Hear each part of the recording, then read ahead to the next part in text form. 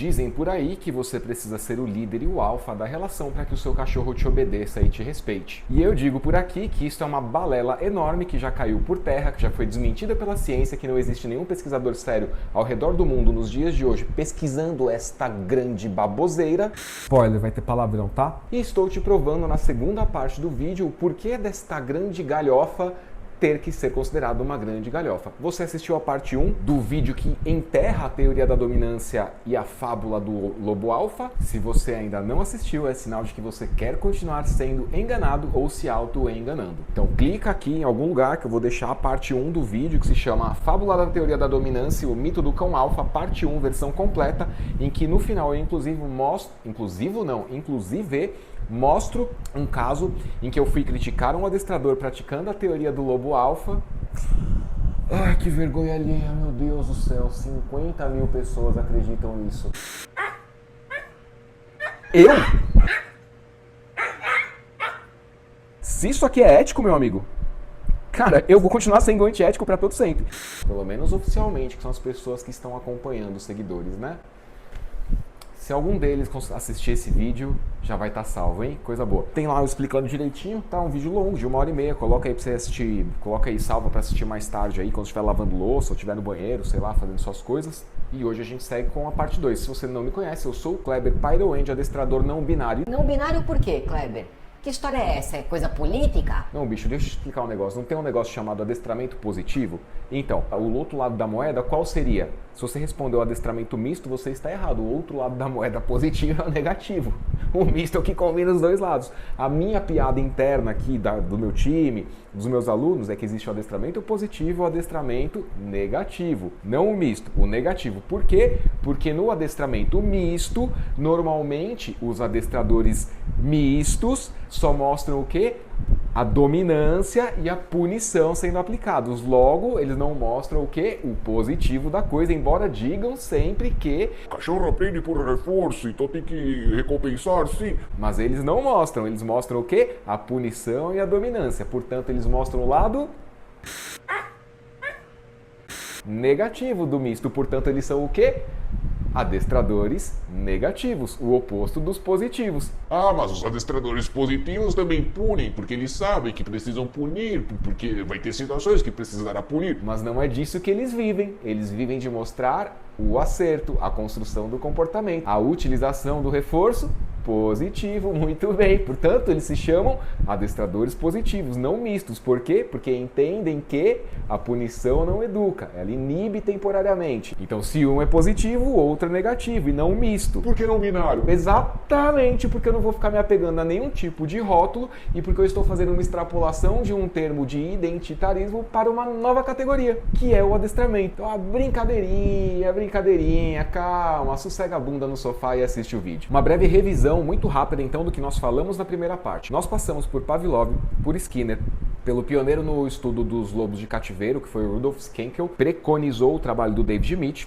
Nós passamos por Breland and Breland, nós passamos por Martin Seligman, pioneiro na construção da psicologia positiva. Tem vídeos e mais vídeos aqui no canal, vou deixar nas referências aí. No vídeo anterior eu esqueci de colocar nas referências, farei isso assim que eu estiver editando esse vídeo, eu já aproveito para, né, Falamos da introdução da teoria da dominância do lobo alfa no adestramento de cães domésticos, falamos de etologia e eu fechei o vídeo anterior colocando os primeiros passos do adestramento positivo, da utilização mais conceitualmente falando do reforço positivo na escola de adestramento de cães domésticos. Foi assim que eu fechei. E também, na parte final do vídeo, falei da escola de adestramento que adotou preliminarmente, usou de maneira pioneira a teoria do lobo alfa, né, trazendo para cão alfa, que é o Monks of New Skid. Eles mesmos, em 2002, consideraram a técnica Too Risky and Demanding, né? Falei disso no vídeo anterior. Tá, então a gente falou bastante coisa, foi mais de 1 hora de vídeo, além da meia hora de resposta pro adestrador Lucão, não lembro como é que tá o perfil dele, privilegiado, hein, Lucas? Não costumo dar tanto ibope assim, a não ser quando a pessoa faz uma bosta muito grande, aí eu nesse caso, né, tive que dar muita audiência. Mas eu já rebati, por exemplo, Alexandre Rossi, Mr. Pet, a Luísa Mel e uma pessoa que tem nada a ver com o mundo de adestramento, que foi o Renato Batista, falando que Pitbull tem que ser proibido. Falou bosta, eu não vou assistir todas as bostas que falam, mas as bostas que eu assisti, eu vou fazer um vídeo respondendo. Se por um lado o adestrador Lucas teve meia hora de resposta, o Renato Batista teve um vídeo só dele. E nem adestrador ele é, só é um político que falou bosta. Então fui lá e respondi. Calma que eu não estou te enrolando, isso é já pra gente continuar a devastar a teoria da dominância. Grande parte do trabalho do adestramento e da conscientização e construção de uma cultura pet que respeite a relação de troca que existe entre cachorro e humano passa por derrubar aquilo que atrapalha nessa construção e conscientização. Então, se tem alguém falando que teoria do alfa e mostrando o alfa é a forma correta de educar, porque se você não mostrar quem é que manda, quando o cachorro ficar mais velho, sim, tem formas e formas de fazer, tá? E a teoria do alfa é a pior forma, a forma bosta de fazer. Então, se tem alguém fazendo isso e influenciando 10 vezes mais pessoas do que eu, então eu não tô nem indo atrás de quem é menor, eu tô indo atrás de quem é maior, tem mais responsabilidade. Sim ou não? Pessoa maior do que eu tem mais responsabilidade do que eu. Por que que eu, que tenho 10 mil seguidores no meu Instagram, 20 e poucos mil aqui no YouTube, devo ver uma bosta catastrófica sendo promovida e falar, ah, ele é muito grande, deixa pra lá, não vou arrumar briga. Não, realmente não vou arrumar briga, eu só tô discutindo na técnica, certo? Porque exatamente por causa do que eu falei no vídeo anterior.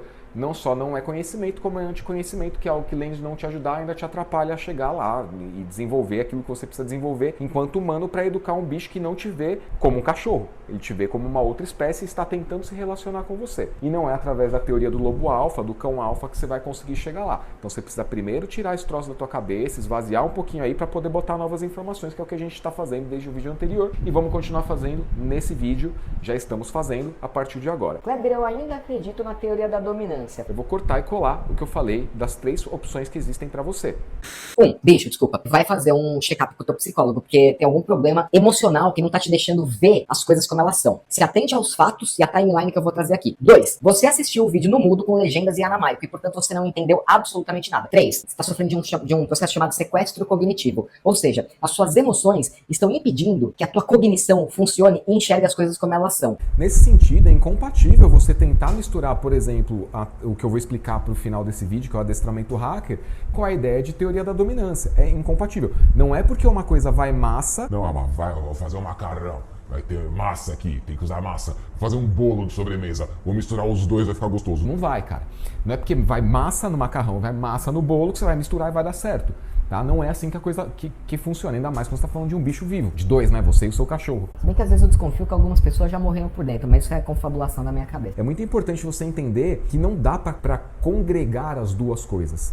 Ok? Dá para você entender que pode sim utilizar um treino misto, posso usar reforçador, mas eu não vou deixar de punir quando o meu cachorro fizer uma bobagem gigantesca. A punição teria que ser, né, nesse sentido, proporcional ao erro do cachorro. E, obviamente, você precisa saber como expor o seu cachorro para que ele não erre de maneira grotesca. Então, você vê que é muito mais complexo do que eu mando, o meu cachorro obedece. É muito mais complexo do que fazer um alpha roll num cachorro de 5, 6 meses, um cachorro adulto que é um pouco mais inseguro, e depois esse cachorro começar a testar a relação com você, porque tempo é o que não falta pro cachorro, né, para testar como você opera. E um dia ele tá com um recurso muito valioso, você se caga todo de tentar fazer o alpha roll, porque teu cachorro mostrou os dentes e avançou em você. Então existem formas de construir a parada. E como eu falei no vídeo anterior, eu respeito o cara que sabe usar os 4 quadrantes. O que eu não respeito é um idiota que faz o uso nos dias de hoje da teoria do lobo alfa e que usa a força para educar. Até porque a força não educa, já falamos amplamente sobre isso no vídeo anterior. Falamos não, né? Eu expus o que cientistas sérios, renomados, reconhecidos pelos próprios adestradores da teoria do lobo alfa e da teoria da dominância, usam como embasamento de maneira incorreta. Obviamente, de maneira incorreta. Usam como embasamento para fazer o que fazem.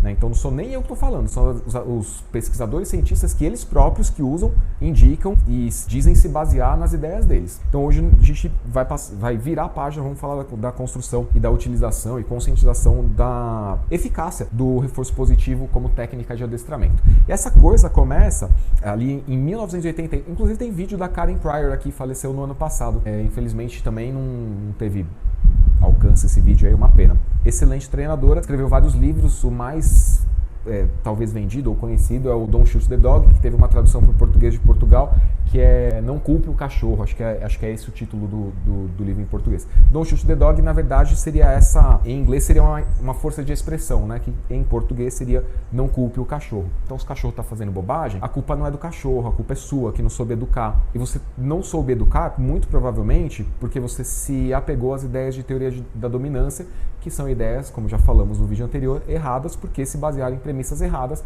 como o próprio, veremos nesse vídeo, pai da criança falou em público diversas vezes e trabalhou ativamente para desconstruir a ideia, tá? Da aplicação do lobo alfa no treino de cães domésticos. Mas teve então a Karen Pryor, que escreveu diversos livros, um dos livros, provavelmente o mais renomado, foi esse, e também foi quem introduziu a ideia do reforço positivo com um marcador específico, que talvez você já tenha ouvido falar, que se chama clicker, é o clicker training. Ah, o que é clicker? Para que serve? Preciso, não preciso? Viu o adestrador na rede social usando? Será que o cachorro obedece mais? Cara, não. O cachorro não obedece mais, e se você é uma pessoa que está começando a trabalhar a educação de cães, é o seu primeiro, segundo cachorro, é o primeiro cachorro que você vai tentar usar, vamos dizer assim, 100% reforçador positivo, né? Você vai tentar 100%, então por isso as aspas, né? Você vai tentar, quer dizer que você vai falhar, tá? Você está tentando, né? Você não é adestrador, você não vive desse troço. É muito mais difícil para você que está começando, entendeu? Entendeu as aspas? Então qual é o ponto? O clicker, ele é um marcador muito preciso, normalmente utilizado para refino de comportamento, ou seja, eu quero que o meu cachorro atenda mais rápido a um comando, eu quero que ele atenda de maneira mais pronta a um comando, eu quero fazer um negócio que no adestramento se chama modulação de comportamento. O pessoal do colar eletrônico que sabe usar, que eu também respeito, que usa o colar eletrônico, chama de modelagem eletrônica. Eu acho desnecessário o colar eletrônico para fazer modelagem, dado que a gente já tem o clicker. Com o clicker a gente faz o que os americanos chamam de shaping, ou seja, modulagem, tá? Então dá para fazer dessa forma. Shaping dá para fazer de diversas formas, mas as mais eficazes sendo o clicker em primeiro lugar e o colar eletrônico na segunda. Por que o clicker é mais fácil? Cara, porque o clicker é um botão, literalmente. Ele é só um botão. O colar eletrônico, ele tem graus de eficácia, você precisa trabalhar a sensibilidade do cachorro, descobrir a sensibilidade do cachorro, trabalhar essa sensibilidade, trabalhar a sua sensibilidade no manejo do controle ali para entrar com o aviso ou o marcador negativos, caso você queira chamar dessa forma, ou a adição de punição, né, o P+. Então você precisa saber qual estímulo você vai usar, que intensidade, para saber se você está usando um marcador negativo, que seria um alerta do tipo, não faz troço não que você está pensando em fazer, que você está me dando indício que vai fazer, para saber se vai ser uma punição de fato, tá? E para saber não extrapolar, para que o cachorro não tenha medo de participar do treino com você. Então é um equipamento, além de muito mais caro, muito mais complexo de usar. E assim, é realmente muito mais caro. Um clicker custa R$30. Se gastar muito dinheiro num clicker, você gasta R$120. Um colar eletrônico que permite todas as modulações necessárias para fazer um bom treino, vai gastar aí pelo menos um pau e meio. Então é bem mais caro, ok? Então a Karen Pryor introduz o Clicker Training e eu costumo usar, eu particularmente não uso mais com tanta recorrência, mas eu uso quando eu vejo que um cachorro tem algumas dificuldades específicas de pegar algum conceito mais básico do ponto de vista humano, tá? E comparativo com outros cães. Eu vou explicar. Ou um cachorro mais preguiçosinho, assim, não tem tanta disposição para treinar, não tem tanta motivação pelo alimento, ele demanda mais reforços secundários, né? Então mais brincadeira, mais jogo, ou então relações sociais, já seria aí uma camada um pouco mais complexa de reforço positivo. Então esse cachorro costuma usar o clicker. Por quê? Porque o clicker transforma a brincadeira de obter alimento num jogo. E aí, por exemplo, uma coisa que é, vamos dizer assim, banal, deveria ser, mas para alguns cães não é, principalmente para você que tem Border Collie ou pensa em ter, é ensinar a droga do Border Collie a andar em linha reta e sempre perto de você. Que se você já reparou, o Border Collie parece ter uma pressa na vida, né? Ele parece um cidadão paulistano que trabalha num banco que tem só 15 minutos de almoço e trabalha 14 horas por dia. Ele tá sempre com pressa, ele tá sempre andando na sua frente, entendeu? Então o clicker ajuda bastante esse cachorro a entender que ele não tá trabalhando pela comida, ele tá trabalhando pelo jogo. Não é pela comida que ele fica do teu lado, é pela interação, pela brincadeira de permanecer do teu lado. Então se transforma o simples ato de caminhar num jogo. Pra gente é bobagem, assim, do ponto de vista de jogo. Ah, isso é jogo, cara? Pra gente sim. Mas pro cachorro não, entendeu? Porque ele começa a pensar ativamente no que ele tem que fazer para que aquele barulhinho do clicker aconteça, porque aquele barulhinho do clicker que acontece é o que antecede a recompensa, condicionamento clássico. E também, nesse sentido, condicionamento operante, que nesse sentido é o cachorro que está operando o comportamento, tá? Claro, você está dando todas as ferramentas para ele, mas é ele que está operando para fazer o barulhinho acontecer, e o barulhinho é o jogo que ele está brincando, que faz a comida chegar. Ele está trabalhando pela comida, embora a comida seja um marcador também. Ele está trabalhando pelo jogo, entendeu? Então ele tá operando a cabecinha dele ali. Então ajuda, tá? Em alguns casos. Eu não uso em todos. De qualquer forma, ambos você vai precisar desenvolver algum nível de proficiência, algum nível de técnica aí para trabalhar. Precisa? Não precisa. Eu ensino? Ensino, tanto no Melhor Tutor do Mundo quanto no Adestramento Hacker, que compõe também o Melhor Tutor do Mundo. Então as principais contribuições aqui, e o livro também foi lançado em 1984. Então as principais contribuições da Karen Pryor e também do adestramento positivo foi a popularização do reforço positivo fora do laboratório.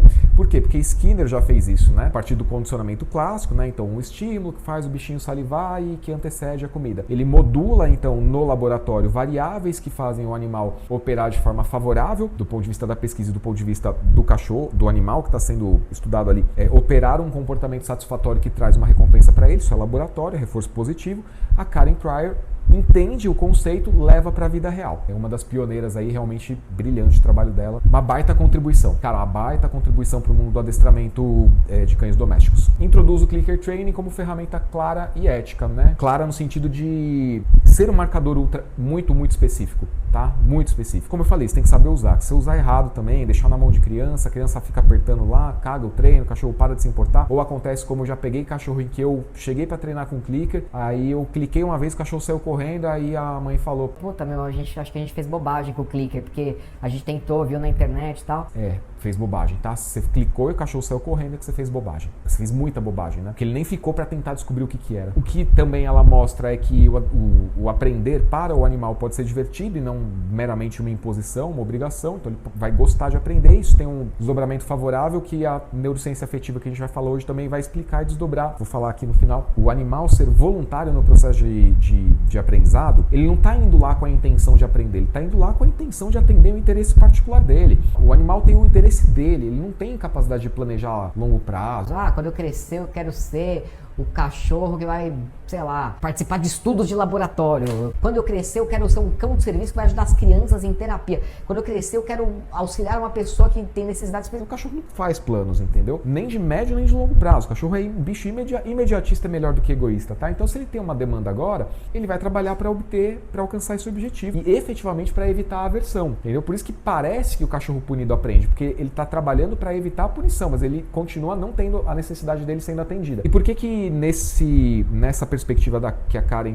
Pryor traz pra gente, aprender se torna divertido? Porque o cachorro começa a trabalhar pelos interesses dele. E quando ele é voluntário nesse processo de obter aquilo que ele julga valioso, o aprendizado se consolida mais rapidamente. E quando eu digo consolida, eu não estou falando somente de o cachorro ser obediente. Eu estou falando de um aprendizado, ou seja, o cachorro de fato aprendeu algo que é útil para a sua relação com ele. E eu estou falando de consolidar no sentido de ser um comportamento que vai ser mais duradouro ao longo da vida desse cachorro e dependendo de menor necessidade de reforçador no futuro.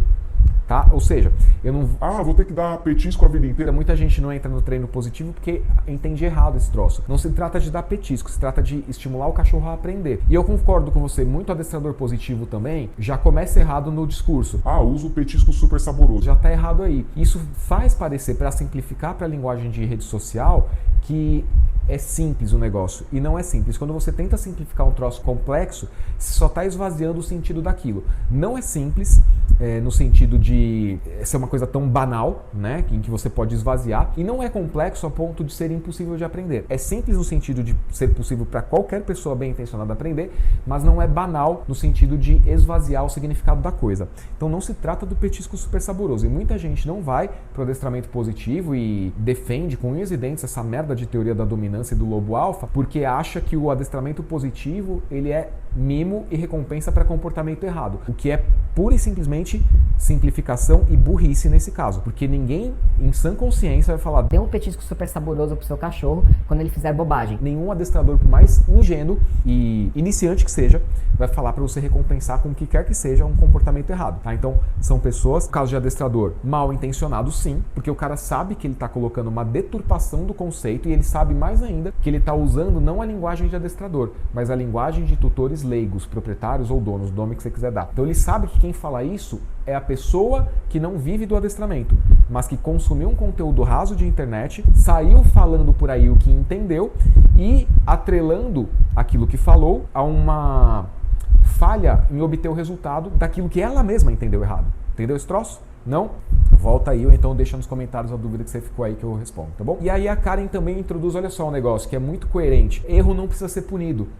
que isso quer dizer? Quer dizer que o adestrador da punição que fala que o adestramento positivo é ficar dando petisquinho e falando, ai meu amorzinho, né, Richard? O cachorro fez cocô no sofá, você fica lá com o meu amorzinho? Não, nenhum adestrador positivo falou isso. O adestrador positivo só disse que você não precisa punir esse tipo de erro. Principalmente se você saiu de casa, deixou o seu cachorro, não fez treino de ansiedade de separação, teu cachorro subiu no sofá, que é onde tem o cheiro da tua bunda, né, que é um cheiro bem forte em relação ao resto a outras partes do seu corpo, e ali ele sentiu mais forte o cheiro da sua bunda, o cheiro do seu corpo, e ele foi ali para ficar mais perto da fonte que gera conforto, segurança para ele. E aí, como ele aprendeu a subir de uma maneira muito precária, dado que ele é um filhote, ou um cachorro desenvolvendo suas capacidades ainda, e subiu mais por insegurança, não por competência, na hora de descer ele ficou com medo, até porque no sofá ele se sentia seguro. Óbvio que eu não tô falando um aqui, tá com as pernas maior que a altura do sofá, se bem que aqui já peguei cada um também, que para subir num Honda Fit, você tem que empurrar a bunda do cara. Ai, meu Deus do céu. Mas tudo bem, cachorros e cachorros. No sofá tá seguro,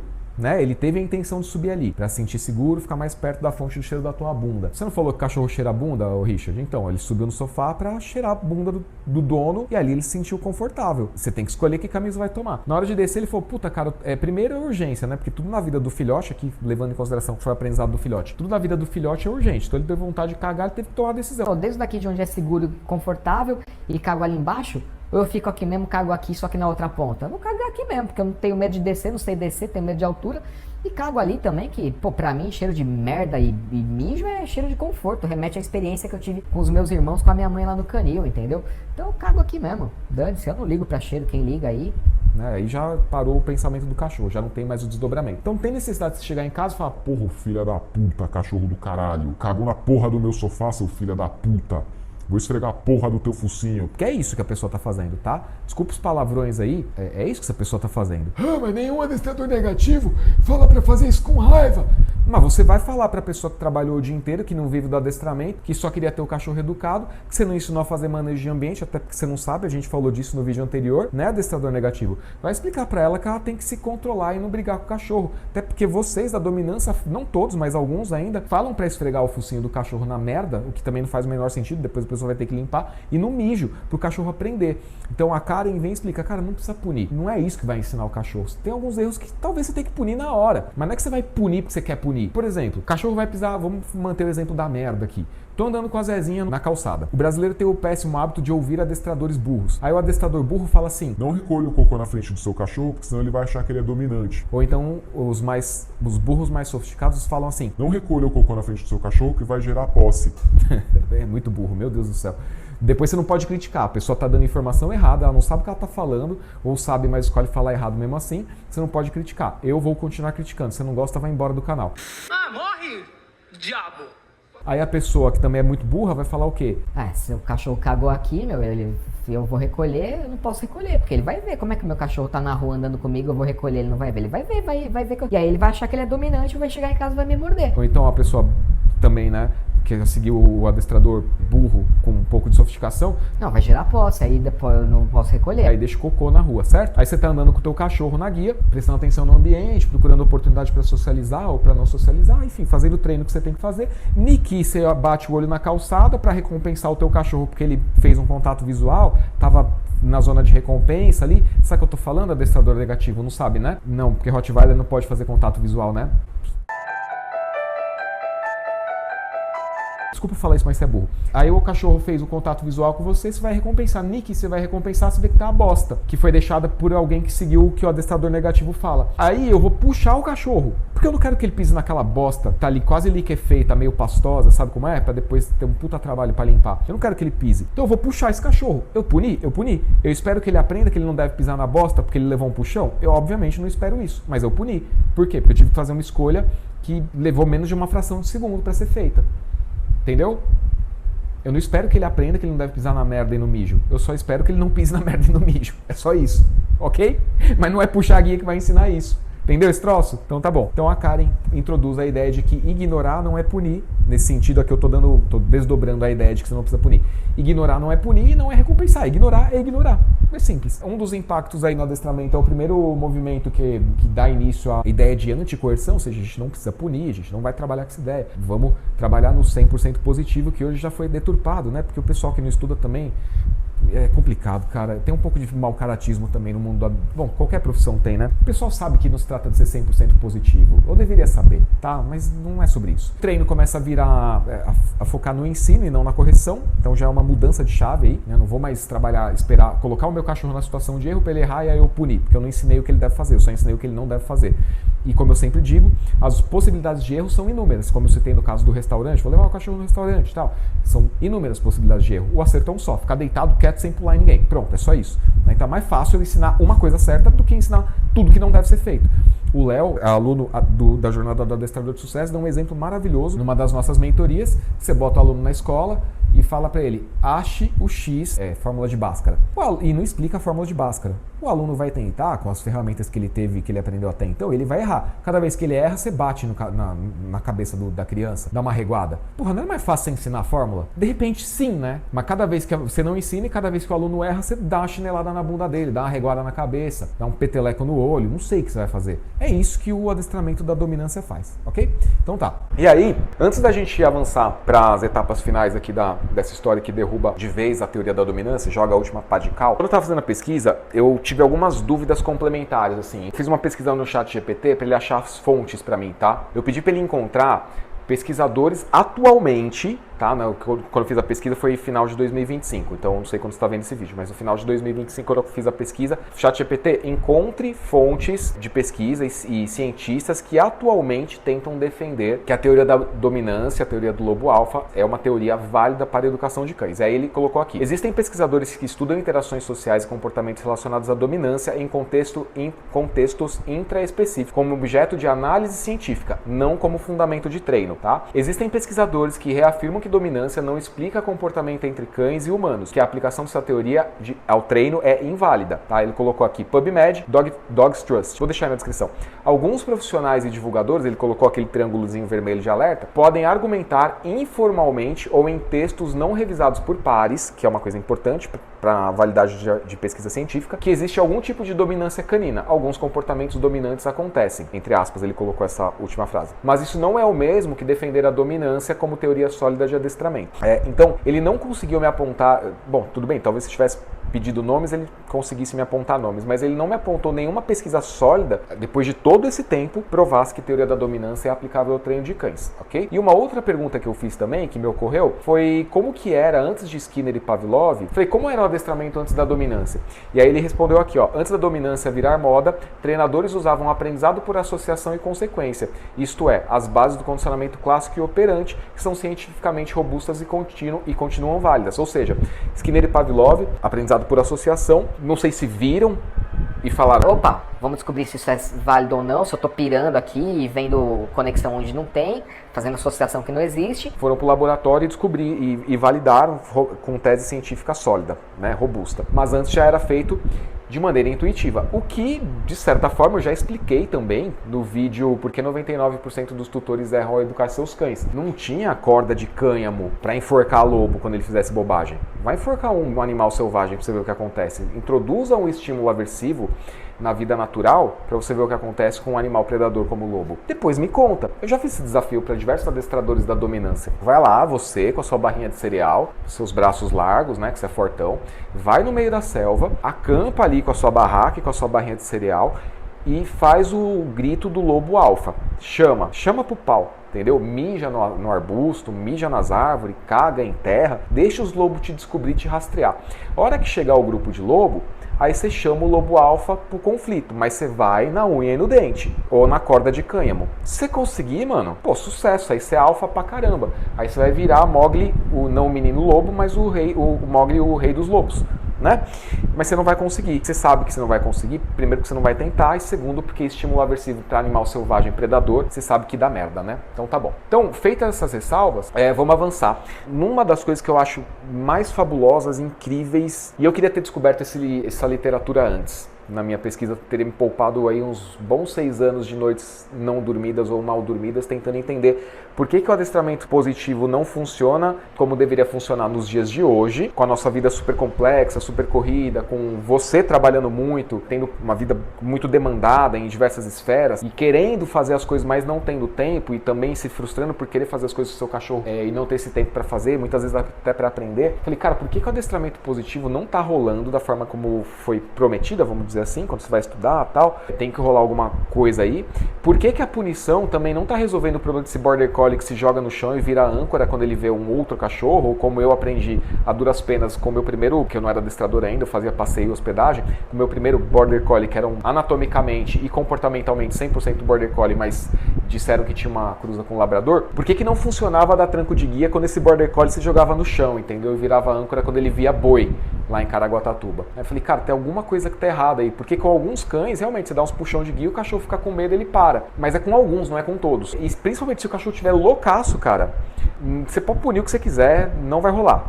Basta ver briga entre cães. Os dois estão loucaços. O que os caras falam? Spray de pimenta no fiofó, dedada no olho, chute nas costelas. E o mais correto aqui, o mais efetivo, seria asfixia mecânica, vulgo enforcar cachorro. Que basicamente é que o adestrador da dominância faz o tempo inteiro, até quando não tem briga. Mas tudo bem. Você vê que não resolve, a não ser que você apague o cachorro ali na asfixia mecânica, né? Então você está dando punições mais severas, como spray de pimenta no rabo e dedada no olho, e o cachorro continua.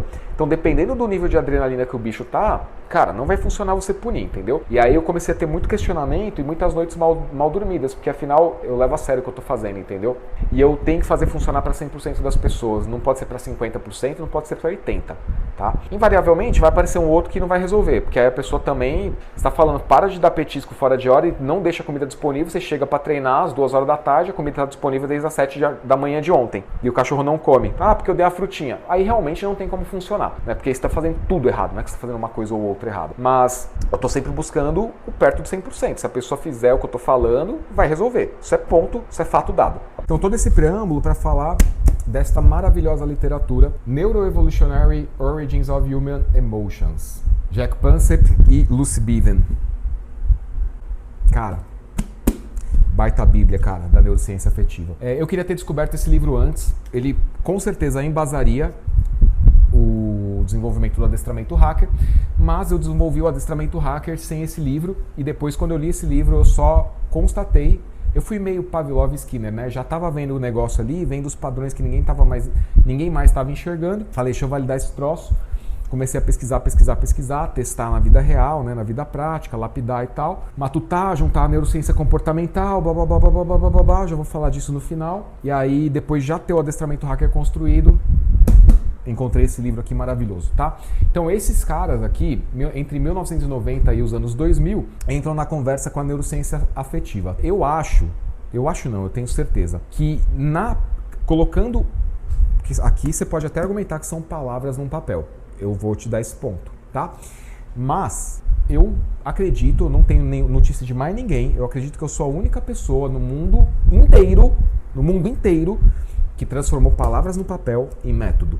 Tá? Método de adestramento, a coisa prática na vida real que realmente funciona. Então o que eles introduzem aqui de ideias? Sistemas emocionais básicos, então ele vai falar do Seeking System, que é, cara, coisa fantástica. Você entender esse troço a fundo, você entende todo o seu cachorro, você entende todas as motivações pelos comportamentos certos, pelos comportamentos errados, pelas dificuldades, pelas facilidades.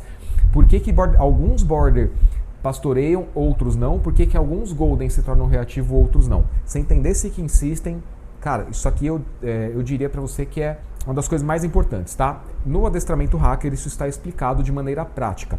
Na playlist Treino Emocional de Cães tem introdução a essa ideia. Eu vou deixar os vídeos aí na descrição, ok? É um assunto, não é complexo, cara, eu não vou falar que é complexo porque é um assunto que me fascina, mas ele não é de fácil digestão. Ele vai exigir do estudante fazer conexões com pontos que, se essa pessoa não tem, vão ficar vagos e ela não vai entender bulhufas. Então você vai precisar de aprendizado prévio para poder entender a fundo o Seeking System. O Rage, o Play, Fear, todos os sistemas, tá? E o tal do cuidado, tá? Então são 5 sistemas afetivos principais que integram áreas do cérebro e que modulam comportamentos. Kleber, isso aí tá falando de emoções humanas. Sim. Você tem outro ponto para você, emoções humanas. Por isso que eu falei, eu sou a única pessoa que pegou esse troço aqui, transformou em entendimento na vida prática para o adestramento de animais domésticos mamíferos. Cães, que têm as mesmas emoções com comportamentos diferentes. Cachorro sente medo, cachorro sente raiva, cachorro se sente frustrado, cachorro tem necessidade de cuidar e ser cuidado. Eu explico esse troço aí no vídeo dos 7 pilares da obediência. Cachorro tem necessidade de brincar. Lembra que eu falei agora há pouco, a Karen Pryor e tal? Ela começou a tocar ali a superfície da coisa. Eu fui a única pessoa, e eu não tô me vangloriando.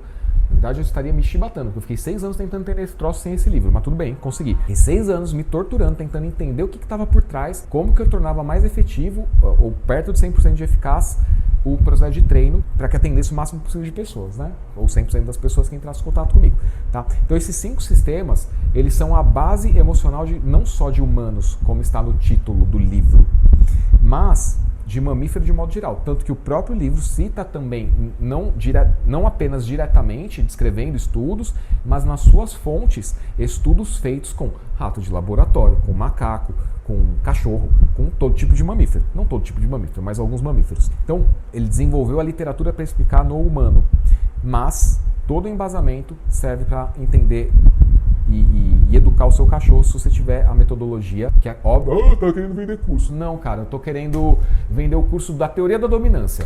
Eu tô fazendo 2 vídeos de 30 horas para vender o curso da teoria da dominância.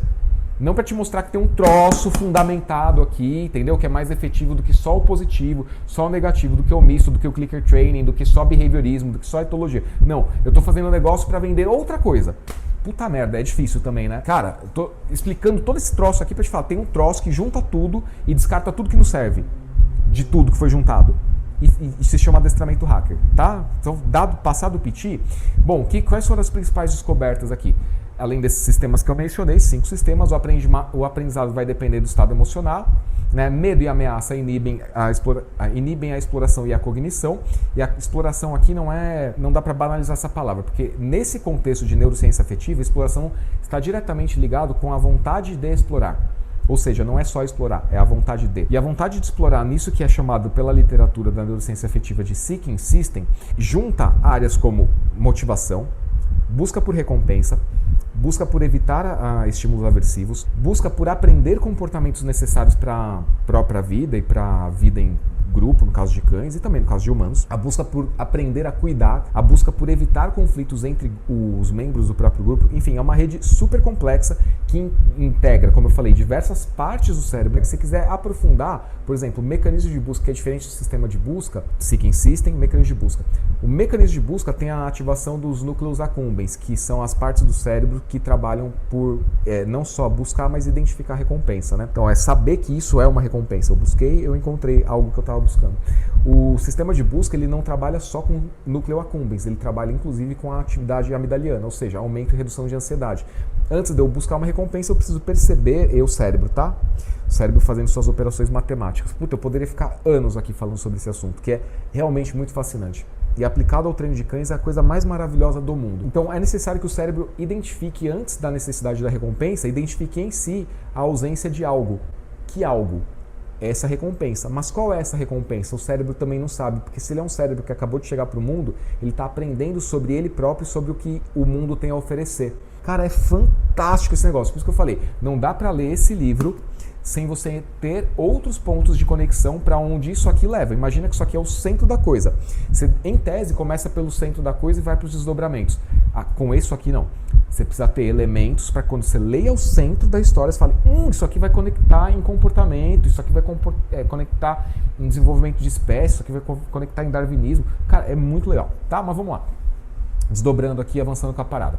Impacto da neurociência afetiva. A dominância, da forma como a teoria da dominância dos lobos de cativeiro foi apresentada e é utilizada no adestramento, vai ativar o que na neurociência afetiva se chama Fear System. Ou seja, uma rede integrando diversas áreas do cérebro, vai atuar de maneira ativa, até talvez proativa, no sentido de se prontificar a colocar o animal em estado de alerta, não para que ele aprenda algo bom, algo instrutivo, para que ele desenvolva o Seeking System, o sistema de busca, o curiosar, explorar, a vontade de aprender, mas inibindo esse sistema de busca.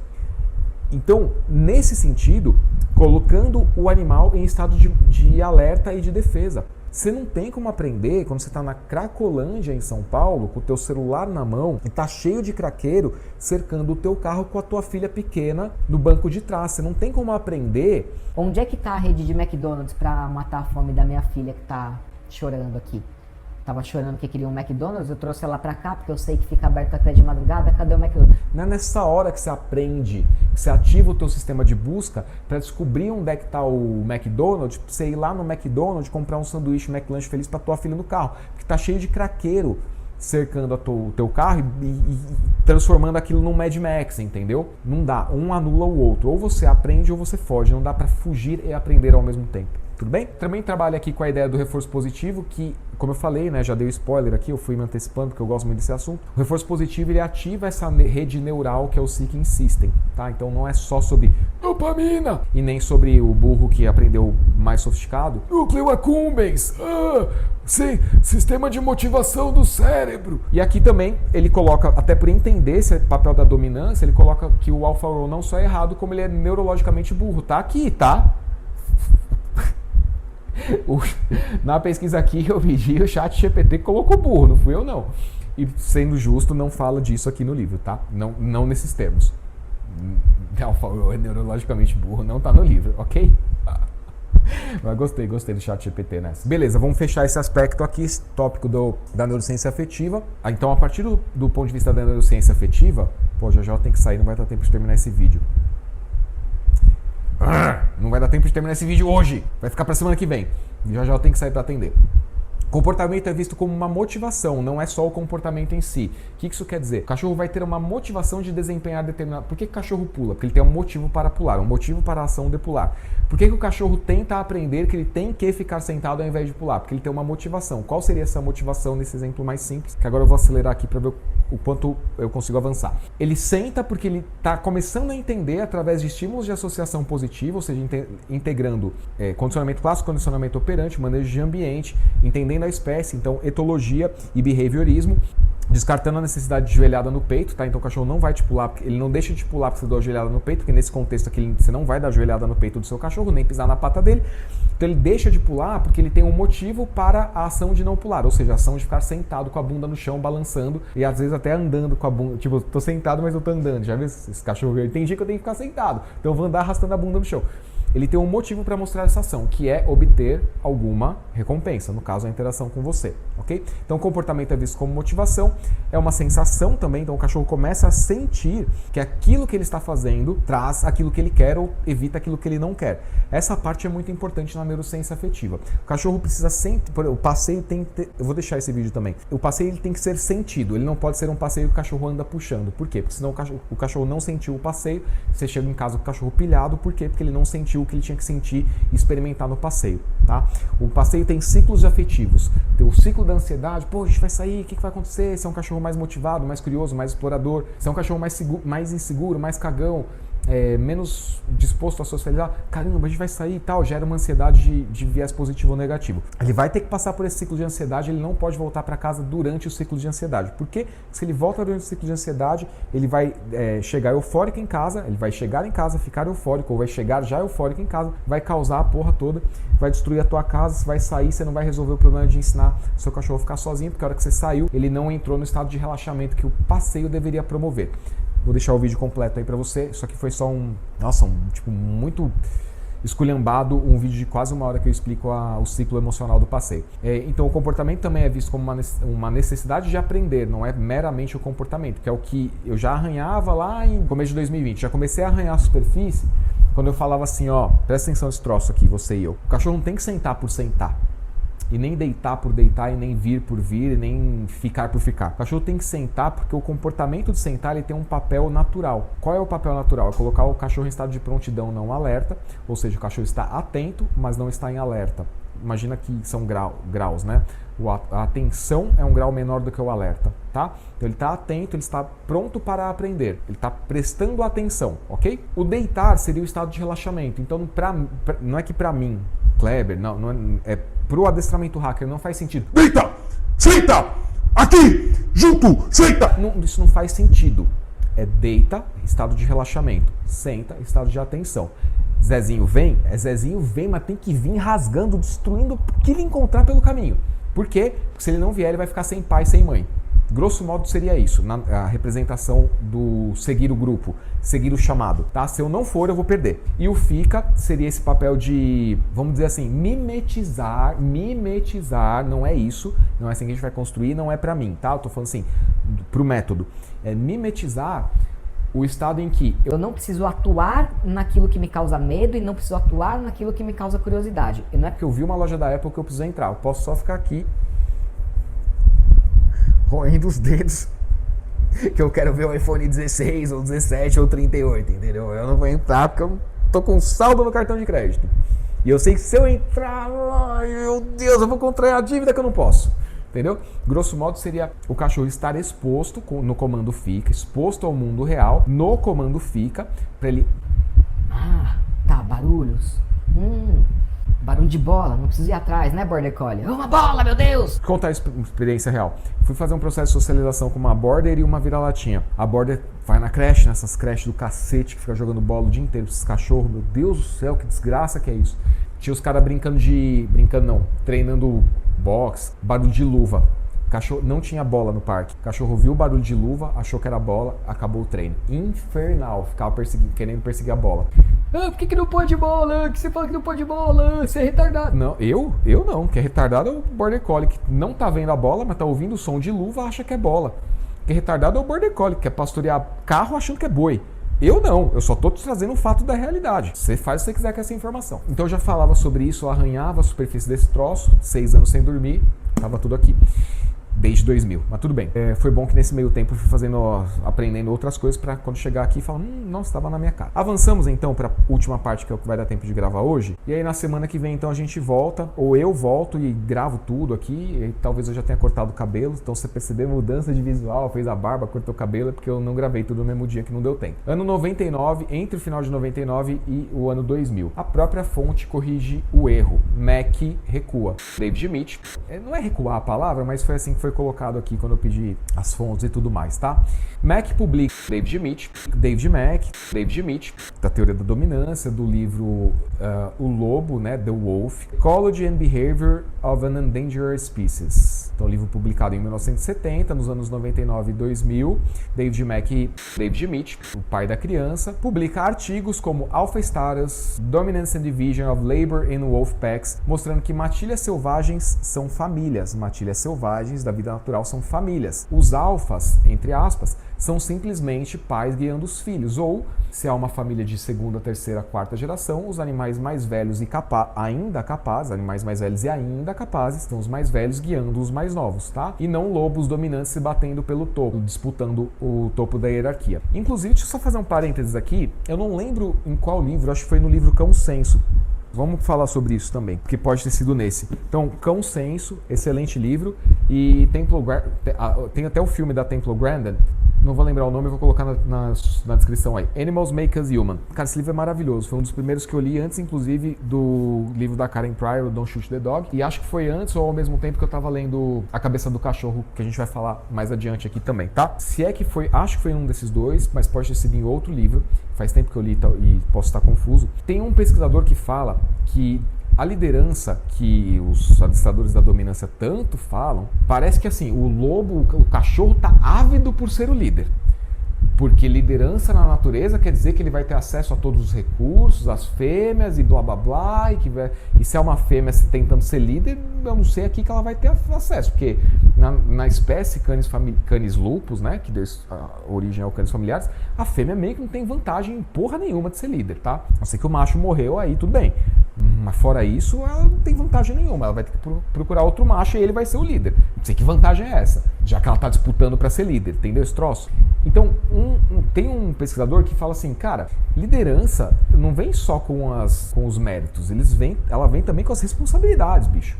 Se você é um líder de um grupo e você não corresponde à expectativa desse grupo, o teu grupo vai esculhambar com você. E se você é um animal selvagem líder de um grupo e você não corresponde pela manutenção daquele grupo, você não se impõe, se impor no sentido de existe um conflito entre membros mais jovens, irmãos, primos, vamos chamar assim, né? Dois casais tiveram filhinhos ali, você entendeu, né? E aí os dois, tal, tem os filhotes daqueles dois ali, eles submetem ao mesmo grupo, tal, ao mesmo alfa. Mesmo líder, começa a ter briga. Se não tem um para se impor e resolver, e a briga começa a escalar, isso começa a comprometer a subsistência do próprio grupo. Nesse sentido, quando o grupo se percebe ameaçado, entra em ação o que a gente está falando de neurociência afetiva.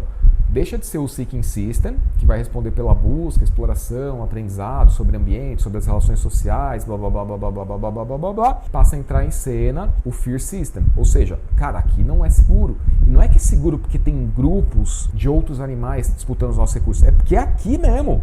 Bicho, se eu dormir, amanhã eu posso não acordar. Se eu dormir, aquele osso que eu enterrei pode não estar mais lá, porque meu irmão não é confiável, aquele cara, aquele lobo, cara, ele não é confiável. Então, o líder tem esse papel de zelar pela continuidade do grupo, pela coexistência harmoniosa, entendeu? Então, não é só como se fosse privilégio. Eu achei genial essa ideia, porque ela se aplica muito também ao nosso mundo humano. Não adianta você ser, você é o líder porque eu vou ter um salário maior. Porra, você já viu o tamanho da responsa que é conduzir uma empresa? Você já tentou tocar um negócio sozinho? Já tentou congregar pessoas para tua causa? Cara, como é difícil. Eu que sou autônomo.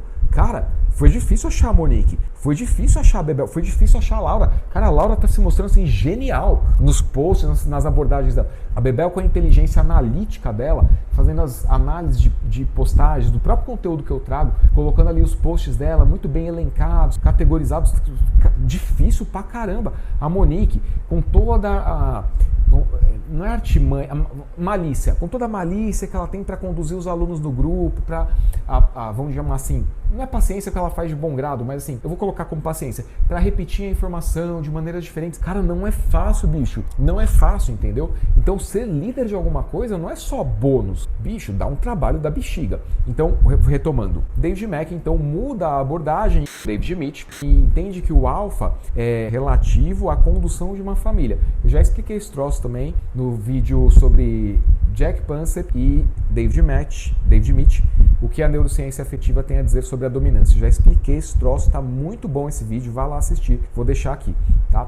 Como eu falei, eu sou a única pessoa que pegou todo esse negócio aqui, todos os livros citados, todos os livros não citados, que além dos que eu citei, tem vários outros que eu não citei, juntou tudo, ao invés de palavras no papel, transformou em método prático para você colocar na sua vida. Então ele entende que não se trata de luta pelo topo, mas de uma família sendo conduzida por um indivíduo ou por um casal, que são os dominantes, ok? Ele se retratou diversas vezes, diz claramente que a interpretação anterior de sua obra estava equivocada, mas o livro continua sendo reimpresso e citado até hoje, 2025, quando eu fiz a pesquisa, sem esse contexto da retratação. Olha como é importante, então, você entender que você está seguindo as pessoas erradas, porque elas estão seguindo o conceito que o próprio autor já falou, cara, estava errado, os dados estavam errados. Então, quais são as principais descobertas relativas a isso? Matilhas selvagens são famílias. Aquilo que se chama de matilha, que foi o que deu origem ao livro e que os adestradores negativos usam até hoje, aquilo que se chama de matilha, não são famílias.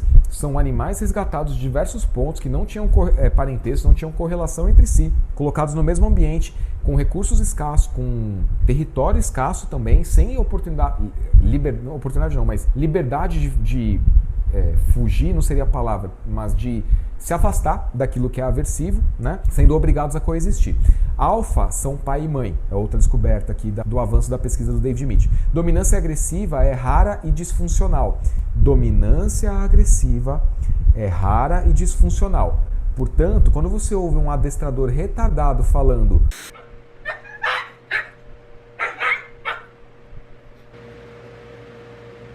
ali, ó, eu tô no braço, o homem dele. Mas o que eu fiz? Eu só comprei na região de pescoço, aqui nessa região. Esse grito dele é psicológico. Eu não gero força, não fico machucando ele, só contenho. Mas eu tenho que colocar ele em submissão. Porque se ele aprende que quando ele morde, ele resolve os problemas dele, quando crescer ele pode gerar um acidente muito grande. Então ele tem que entender e respeitar a minha autorização. Ó, não. Esse cara é retardado no sentido de que ele está em retardo com o aprendizado dele. Não seja você o seguidor do retardado, que você vai ser o retardatário da parada, entendeu? É pior ainda. Então, a dominância agressiva, que é isso, O cachorro veio me morder, eu vou lá e contenho, faço alpha roll nele, porque se ele não aprende, se ele... e o cachorro gritando, isso que dá dó, cara. Puta merda, velho. Isso dá dó, e como eu fiz a análise do último vídeo, não é só que dá dó. É que quando o cachorro ia tentar apaziguar, tipo, se chacoalhar, reduzir os ânimos, talvez tentar uma abordagem, talvez tentar se afastar, reavaliar como voltar a interagir, o cara vai dar um puxão de guia, inviabilizando que o cachorro tivesse qualquer aprendizado. Cara, Deus, eu dou risada porque é desesperador, cara. É desesperador, tá? Mas vamos lá. Então isso é raro e disfuncional. E aí eu tenho que fazer as considerações aqui, porque o próximo tópico, que é os rumos da pesquisa sobre dominância depois das correções, do próprio David Mitch, a gente vai chegar na parte final, tá? Que aí eu vou trazer outras fontes e tudo mais, diretamente ligadas ao mundo do adestramento, que eu trouxe pra vocês hoje. Isso aqui, né? A neurociência afetiva, que é o que eu transformei em método, tá? Bom, pra gente fechar o vídeo de hoje, e aí vai ter que ter a terceira parte, que eu não vou conseguir terminar esse troço hoje, eu quero fazer algumas considerações aqui. Vamos pegar comportamentos que são naturais de filhotes, tá? De cachorro na sua casa. Peguei o filhote, meu cachorro tá me mordendo, não quero que ele me morda. Você quer ir pelo caminho da dominância? Você teria que aguentar o seu cachorro te mordendo. Por quê? Porque um lobo alfa tem muita tolerância com o filhote que tá mordendo. Até porque o lobo alfa tem pele grossa, tem pelo pra caramba, e a mordida daqueles dentinhos, por mais chato que seja, não chega de fato a incomodar um lobo alfa e de fato não vai causar dor. Então se você tá mostrando dor e não tá deixando o seu cachorro te morder, você já não é alfa. Começa por aí. O meu cachorro mijou no lugar certo. Eu vou esfregar o focinho dele no chão, cagou, vou esfregar o focinho dele na bosta. Você já não é alfa por aí, você já não é dominante. Por quê? Porque na natureza, cachorro mija e caga onde ele quer, não tem lugar certo. Então se você não é capaz de tolerar o cheiro do xixi no sofá e o cocô que você vai pisar e espalhar pela casa, você não é alfa. Porque na dominância, o lobo alfa não liga pra pisar em xixi e não liga pro cheiro de xixi de cocô, tá? Outro comportamento natural é o filhote andar na frente. O meu cachorro é muito agitado, eu tenho um border que é hiperativo, eu tenho um shih tzu hiperativo. Você tem um shih tzu hiperativo, você tá muito errado. Cara, shih tzu é um cachorro muito tranquilo. Se o teu tá dando problema, você tá fazendo muita coisa errada. E não é que você é burro, é que você tá seguindo pessoas burras. Então você vai ter informações que vão te atrapalhar. É o anticonhecimento que eu já falei aqui. Bom, mas vamos lá. Você tá com um Border Collie aí hiperativo. Você tá com um pastor australiano hiperativo. Um Hot, qualquer raça, qualquer não raça aí, SRD, hiperativo. Eu tenho uma pergunta para te fazer. Você andou com seu cachorro hoje cerca de 17 a 23 quilômetros? Não? Por que não? Se você é dominante, você teria que ter andado 17 a 23 quilômetros com o teu cachorro hoje, cara. Por que você não fez isso? Porque é isso que um cão alfa, um lobo alfa faria na natureza. Teu shih tzu talvez não tenha que andar 23, mas talvez uns 3 ou 4 quilômetros, dependendo da idade dele, sim. Aí você tem um vira-latinha daquele padrão anatômico caramelo, pernão comprido, né, o shape de corredor e tal. 23 quilômetros talvez seja pouco. Eu já andei 9 quilômetros, na época eu tinha patins, tinha skate. Eu falei, vou andar de patins, que tem uma pista boa aqui em Caraguá. Fiquei com uma cachorrinha de lar temporário, resgatada e tal. Falei, vou andar de patins com ela pra dar uma canseira. Eu tava com aquele Border Collie que eu tinha feito o treino da dominância, entendeu? O curso da dominância, que não funcionou. Falei, deixa eu cansar essa cachorra. Andei 9 quilômetros de patins com ela. Eu cheguei podre. A hora que eu cheguei em casa, eu falei, cara, agora ela vai dar sossego. Agora que eu abri a porta e soltei a Wendy, ela já fez um playball pra chamar o Wendy pra brincar. Eu falei, não, Deus, onde eu fui amarrar meu jegue? Por que eu fui sair do serviço público ganhando R$7,5 pau por mês, concursado, com nomeação pra cargo de confiança, morando em Ilhabela? Por que eu fui fazer isso, Deus Pai, todo-poderoso Criador? Ó Pai, onde estás tu que não me iluminou o caminho? Foi o que eu pensei, entendeu? Então se você não andou 17 a 23 km com o teu cachorro, você não é dominante. Você não pode falar que ele é hiperativo. Vai lá ser dominante, cara. Você não pode falar... eu sou dominante que eu uso a força. Porque o lobo dominante, até pela teoria da dominância, que tá errada, ele anda 17 a 23 km por dia, cara. Ele não liga pra xixi e pra cocô, ele não liga pra mordida de filhote.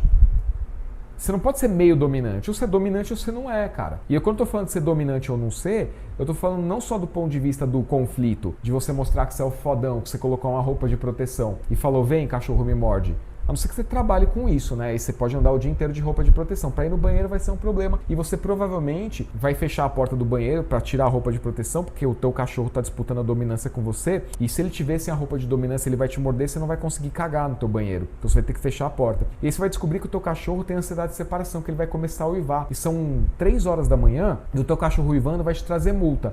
Mas um lobo dominante não tem multa. Então ele pode deixar o filhote uivando, se ele tem que ensinar uma lição para esse filhote que desgarrou do grupo. grupo, porque ele não foi atrás do lobo alfa quando ele teve a oportunidade, ele ficou pelo caminho, agora ele não tem a habilidade de rastrear. E o lobo alfa fala: Ah, filha da puta, é isso então que você queria fazer? Eu chamei, você não veio. Agora você fica aí. A hora que eu quiser eu vou e te acho. Eu tô sentindo o cheiro de outros predadores aqui, eu sei onde eles estão.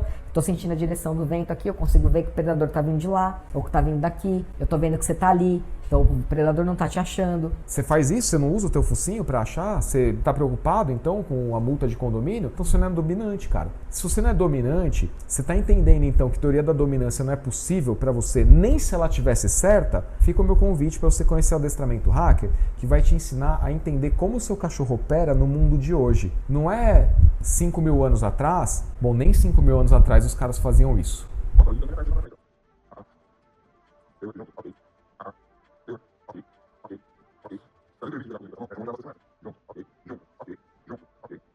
O que eu estou imaginando aqui é, por exemplo, sei lá, na Mesopotâmia, povos que habitavam lá há 5, 10 mil anos, que coabitavam com canis lupus ou canis lupus familiares. Enfim, eu estou imaginando assim os habitantes da região ali, a Síria, a Babilônia, em torno dos zigurates, com as cordas de cânhamo. Pessoal, atenção, workshop. Você que quer ter um canis lupus familiares educado. Papiros sendo distribuídos, né? Escritos ali pelos escribas. Pagar uma grana pro escriba fazer os papiros, né? Ali a linha de produção dos escribas e tal. Atenção, workshop de adestramento de canis lupus. Encontro às 10 do dia 23 da era comum. Traga sua corda de cânhamo e petisco super saboroso. Adestra Canis em seu workshop mostrará como ensinar o seu canis lupus a andar ao seu lado durante uma caçada. Aí ele vai, passa a guia unificada, que é a corda de cânhamo no pescoço do canis lupus ou do cão mesoamericano, né? Prensa o cão mesoamericano, o canis lupus familiares, na parede do zigurate, que é aquela pirâmide escalonada dos mesopotâmicos, dos assírios e tal. Torre de Babel, tá ligado? Tipo, ao redor da Torre de Babel, primeiro encontro, primeiro workshop da era ancestral. Prensa o cachorro ali, o canis lupus, o mesoamericano, o canis assírios, e vai conduzindo, ensinando o canis lupus a andar em linha reta. Mas, bicho, certeza que foi assim que foi feito. Você tem alguma dúvida de que foi assim que foi feito? Porque o ser humano daquela época queria alcançar Deus com a Torre de Babel e com os zigurates, né, com as suas divindades ali, com as pirâmides maias e astecas e a porra toda, queria alcançar os céus. Com certeza marcaram os workshops para ensinar os cidadãos mesopotâmicos, astecas e maias ali a prensar o canis lupus, os mesoamericanos ali na parede com a corda de cânhamo, dando petisco super saboroso. Que devia ser o quê? Fruto de cacau? Porra que os caras iam usar naquela época. Com certeza, bicho. Não, com certeza, era a galinha da Angola, né? Era a galinha da Angola, fatiadinha ali, fiapinha e tal, cozida na brasa, tá ligado? Com certeza, bicho. Era assim que fazia. E é assim que é feito até hoje, entendeu? Do jeito burro. Do jeito inteligente é do jeito que a gente faz aqui no adestramento hacker. Dito tudo isso, são 3h29 agora, que o burro aqui também não sabe ver horário, né? Bate o olho sem óculos, vê tudo errado. Eu preciso sair para atender presencial, né? Trabalhar. Não que isso não seja trabalho, mas é que o que paga as contas é o presencial. Que é o diferente do pessoal aí das dicas rápidas, do treino do zigurate. Pô, eu vou chamar de treino do zigurate. Acabou a teoria da dominância, agora é o treino do zigurate. O pessoal do treino do zigurate vive mais de internet do que de vida real. Eu não, eu vivo mais de vida real do que de internet. Então eu tenho que pagar minhas contas, eu vou lá e a gente conclui essa parada. Tem bastante conteúdo pra parte 3, tá? Não estava previsto, mas teremos a parte 3 aí. Eu esperava concluir hoje, não deu tempo. E a gente se vê então semana que vem, se tudo der certo e se tudo der errado também. Treino do zigurate pra você ou adestramento hacker? Link na descrição, vem. Começa diferente esse ano, vamos que vamos aprender, entender como é que funciona a cabeça do teu cachorro, ver como ele enxerga o mundo para você educar da melhor forma, da forma mais eficiente, que junta etologia, behaviorismo, neurociência comportamental, neurociência afetiva, teoria da dominância, a dominância pelo sistema. Você já aprendeu, já falei aqui. Para fechar o vídeo, qual o nome do sistema que responde pela dominância? Eu falei aqui, presta atenção nesse vídeo. Beijo, abraço, a gente se vê na semana que vem.